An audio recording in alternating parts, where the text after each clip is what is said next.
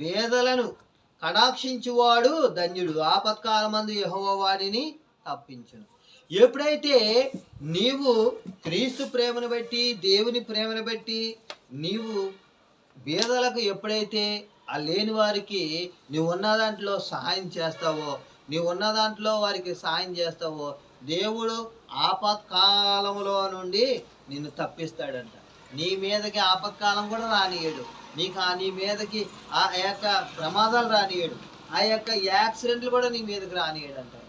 దేవుడు నిన్ను కాపాడుతాడు, నిన్ను రక్షిస్తాడైనా, నిన్ను భద్రపరుస్తాడైనా, నీకు తోడుగా ఉంటాడు. నువ్వు సహాయం చేసినప్పుడు ఆ సహాయము ఎప్పుడు కూడా దేవుడు విడిచిపెట్టాడు.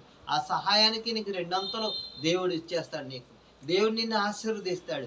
నువ్వు ఆశీర్వదించిన కొలది దేవునికి నువ్వు ఇస్తానే ఉండాలి. దేవునికి నువ్వు ఇచ్చేవారుగానే ఉండాలి, కానీ పుచ్చుకునేవారుగా మనం ఎప్పుడు కూడా ఉండకూడదు. దేవునికి ఇచ్చేవారుగా మనం చేయాలి, ఇచ్చేవారుగా ఉండాలి. పుచ్చుకునేటి కంటే ఇచ్చుట ధన్యత అన్నాడు ఆయన. పుచ్చుకునేట కంటే ఇచ్చుట ధన్యత. ఎప్పుడైతే నీవు ఇచ్చేవారుగా ఉన్నావో, పేదలకి సాయం చేసేవారుగా ఉన్నావో, దేవుడు నిన్ను గొప్ప జనాంగం మీద ఆశీర్వదిస్తాడు.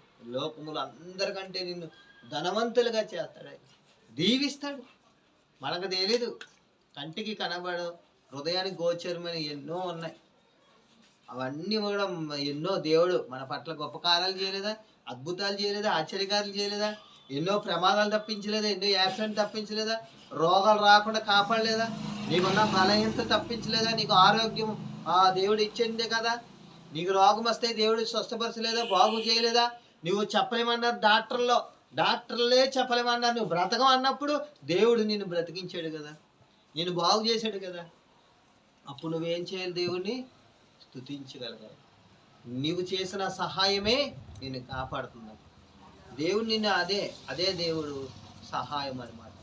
దేవుడు కాపాడతాడు ఎరుగుగా. అట్టి కృపా దేవుడు పరిశుద్ధ వాక్యం మనందరూ ఇంట్లో బాగా దీవించి ఆశీర్వదించుగాక.